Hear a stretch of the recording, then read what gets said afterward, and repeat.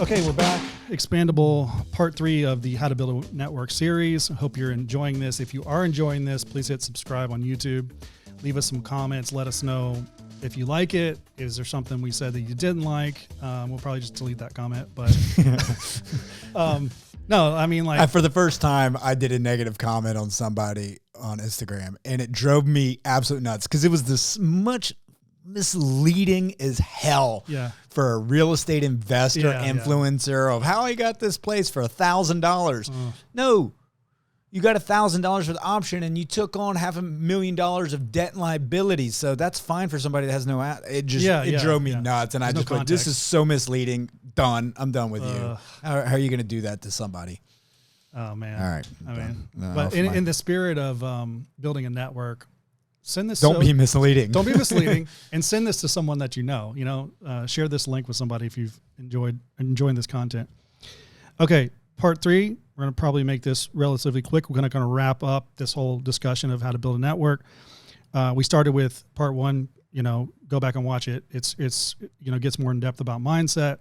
Taking the long play. Kind of how to think about building relationships, being more genuine, authentic, adding value to people. Part 2, we talked about, know who it is you're trying to build an audience with, places to go that they're going to be there, how to actually get involved with the places that they are, and then ultimately like starting your own place that people can be hosted at and bring people together. So, you're creating this full ecosystem that's thriving. So we've said this kind of throughout, but to kick this part off, I would say, it can't be emphasized enough that I think that the modern marketing type of plays get too much time and attention, and a lot of people don't really even know how to run them well, so they waste a lot of money. Yeah. There's a place for every tool in a strategy, but I think making this a priority is, I can't emphasize enough. So if you don't make relationship building a priority, it won't happen. And what I see happen more than anything, and I'm guilty of this as well, is we don't prioritize relationship building, and then we end up getting a new a new account or new clients through relationships that are referral, but none of our other marketing stuff is doing anything, or we're not doing any marketing, whatever is happening, maybe we're not doing anything, and you get the relationship that gives you a new sale, and then you think you don't even give it credit, right? So you don't give it credit enough to prioritize it. So if that's you, we have to. Yeah, you spent so much effort in paying for advertising. Now you got a referral from somebody. Mm-hmm. Give them a call. Yeah, maybe a $10 Starbucks gift card. Yeah, in the manufacturing world forever, what they would do is they'd go to trade shows, like not conferences. And they would exhibit their product. They would get leads. They would come back, call those leads, and sell a percentage of them into new customers. Mm-hmm. And that would be their year. And they do 1 to 3 of those a year. And that's where they knew their business was coming from. Things are changing a lot now, especially with COVID. That kind of like can't go to those shows. Yeah. So they got to rethink that. But to the point of, prioritizing it inside of just a regular B2B business, or even B2C, if you're retail or whatever, like building relationships with people can be done so many different ways. It's just about how you add value to that relationship. If you're a coffee shop, you can build relationships with your customers. Yes. That will eventually tell people. You can build relationships through Google, My Business Profile, all the avenues to ears and eyes, you can build relationships and create that network effect. So I want to go into like a more like super practical, because I think if you've prioritized this and you're doing all these things, then what happens next? You have to practically have this sort of work out to where you're not sort of chaotic about the whole thing. And that means you need organization. Yes. So how do you organize? Well, there are free and really cheap CRMs out there that you can get started within a day or so. You're going to get stuff, put all of your notes and business cards and spreadsheets, put them all in there, tag them, referral partner, buyer, you can client. use Excel. Yes. You could put in Excel. Yeah. However, just get organized.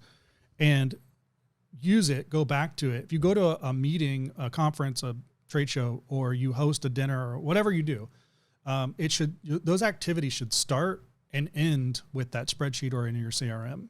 That's a discipline that is really hard for a lot of business owners that are small because they're doing so many things. And I've struggled with that over the years. Yeah. But for salespeople that you've hired that are gonna have to build relationships, that should be it's essential. Yeah. They're not building the product. They're not, they're just doing the onboarding. All they're doing be doing is building relationships and communicating value through eventually a sales process if they're doing it widely enough. And your CRM can have a sales pipeline attached to it. Most of them do. You set that up, and all this sort of prospecting activities, which is building relationships, the relationships will trickle into that sales process. Yeah. And you'll eventually start to be able to report back on all the activities you've been doing at these events or hosting your events or whatever you're doing.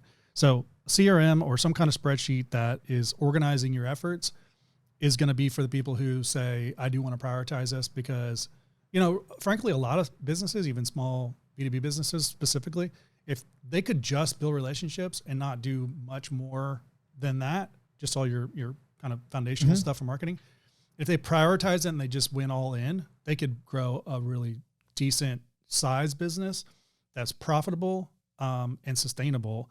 Because going back to what we said, a lot of these referrals, most referrals they already bought because they are in your ecosystem and they know you, they trust you, all that. Now it's just a matter of connecting on a service that you're selling. Well, the network and relationships, the better you have in your business, that makes your business also more valuable as an exit strategy. That's why franchises are there. It's relationships of, we already have the product sourced, the quality product. We've already networked the procedures. We already have this. And if you have an issue, here's the network of people that can help you. Mm-hmm. So for sure. Yep. So get organized. And then another note, kind of completely different than that, but if you're an introvert, you got to figure out how to deal or you have to align yourself with extroverts. Right. Yeah. So that might be someone that you go to an event with, when you're talking about in-person type of things that can kind of be your wing person and they can take you along and you're going to feel comfortable.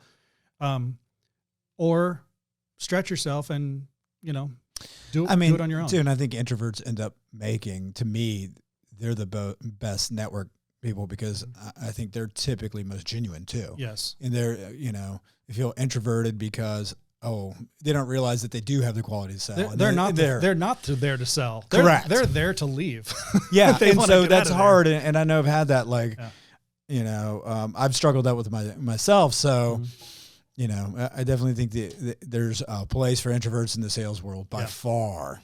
I think the best place is LinkedIn because you can go at it at your own pace. You can, engage at will. Yeah. And you don't have to I don't know. LinkedIn's triggering for me because I see everything. I got to unfollow everybody. I swear.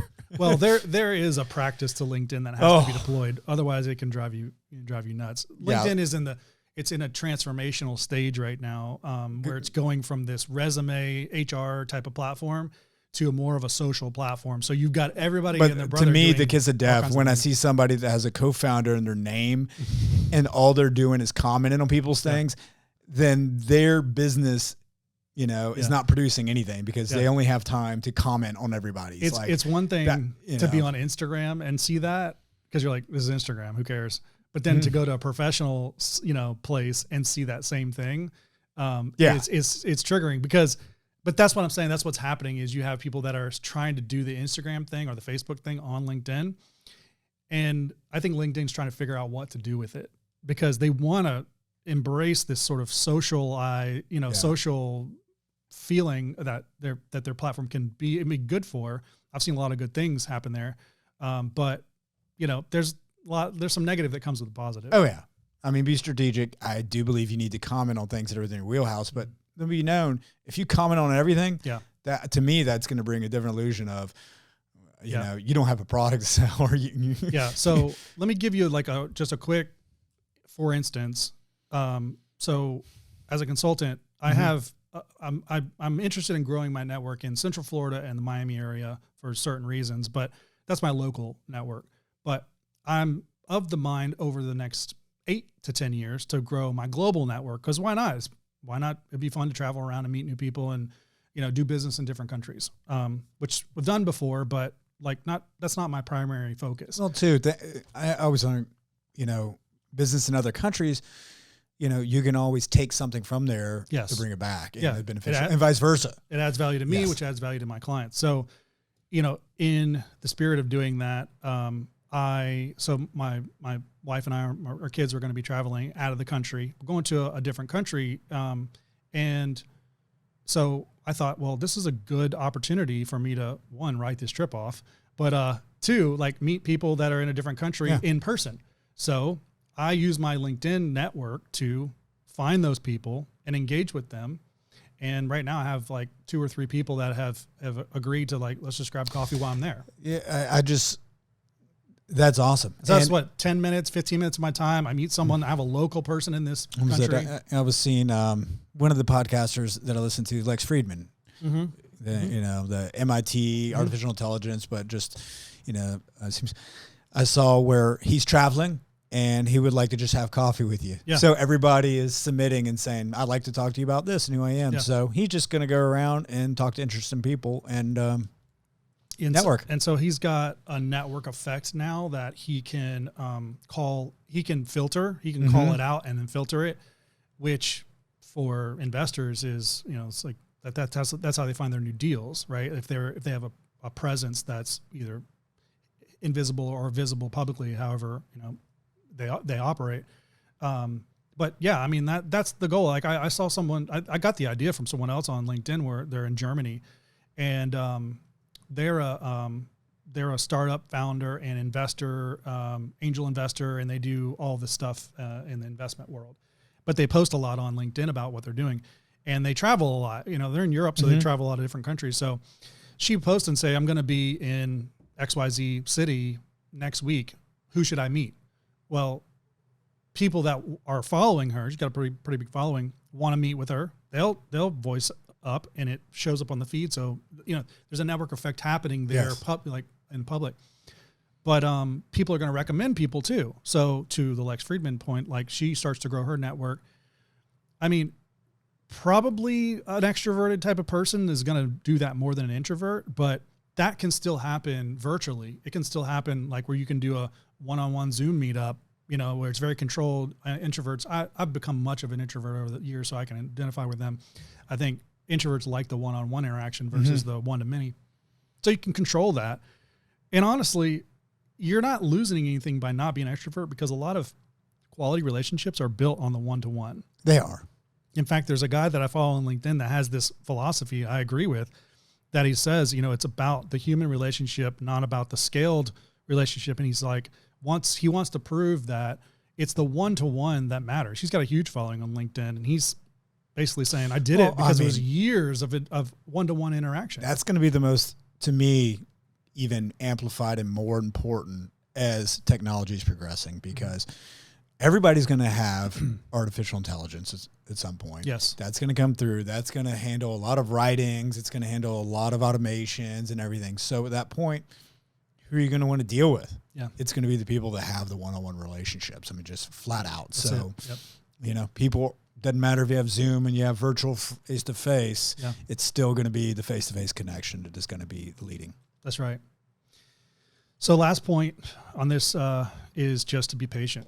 I mean, we've said it all throughout, but it's easier to be patient, I think, with this sort of thing if you are of the mind that... Well, if you've got your existing base of bills being covered. Well, that helps. That helps, yeah. Yeah, if you're struggling to make ends meet, so, don't go above your means. Don't buy the greatest house that you can earlier on, Stay. That's right. There's a lot of principles that undergird this one. Stay, because that is the only way, time, and it'll give you freedom in the long run. Yeah. Don't go out and, as soon as you have that first success, don't go out and buy a bigger house.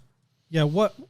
That would probably open up a whole can of worms about what would give you the presence of mind, the peace of mind, the time and capacity to drive and meet someone for a 30-minute coffee, to meet someone, buy their coffee, and then drive back that whole time, pay for the coffee, and be of the presence of mind to say, I'm just doing this for the long-term effect of this relationship, or however it plays out. There's a whole can of worms, I think, that if you have the mentality here that's maybe a frugal, long-term type of mindset, it's probably going to be how you think about other things, about how you manage your money, how you manage your time in general. Yes. It's probably these things are going to be connected. But if you have the short-term mentality of like, yeah, if I have coffee with this person, maybe I can sell them, and burn that bridge right away, and then them tell everybody not to meet with you. You probably are behind on your bills. You probably have a lot of credit card debt, all this other stuff going on too. So I think it's about the person you're building, yourself, who you're becoming. And if that's playing out in the relationships you're building, then you're building something significant. And I would just maybe add one more thing that came to mind. It's not this linear thing where you're building relationships to sell more business and grow your business. Like the people you're going to meet, it goes back to the serendipity thing. You never know how these things are going to play out, because you might meet somebody that has a network. And during your life stage of your business, it's going to be completely different from 10 years from now. Completely. Yeah. And there's something we didn't even cover, but like leveling up the market or the room that you're in, instead of just staying in the room that you're in of people who are not trying to do what you're doing, go to the next level. Like there's so many levels, right? I mean, there's so many levels above where I'm at. Like I can't even imagine.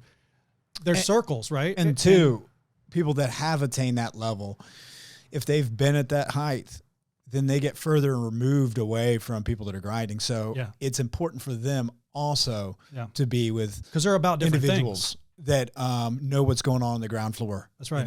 The grind. So they need to come back to that too. So don't think that you don't have anything to offer them. For sure. Yeah.